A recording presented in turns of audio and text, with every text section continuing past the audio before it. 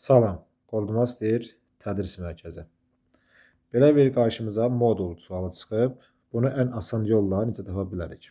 Deməli, sual ondan ibarətdir ki, modul x plus 4 minus modul x minus 12 ifadəsinin ala biləcəyi ən kiçik ədəd, ən kiçik qiymət soruşulur.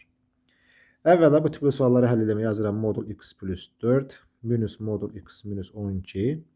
Bu tipli sualları həll etməkdən ötürü modulun içərisində olan ifadədə sıfıra bərabər etməliyəm. X plus 4 bərabər hər zaman 1-ə edin, daha rahat tapılar.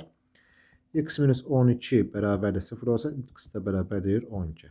İndi mənfi 4, bir də neçə var? 12 var.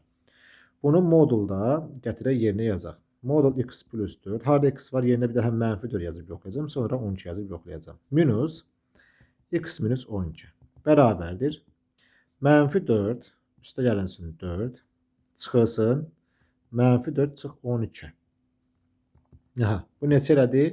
Bu 0 edir modulu 0, mənfi 16, mənfidən müsbət çıxdı, mənfi də qarşıda, deməli mənfi 16 etdi. İndi bir dəfə də 12-ni yoxlayıram. X plus 4 modulda çıxılsın, modul x minus 12 bərabərdir. Yazıram 12, üzərinə gəlinsin 4, çıxılsın 12 çıx 12. Yenə bunun modulu 0-a bərabərdir.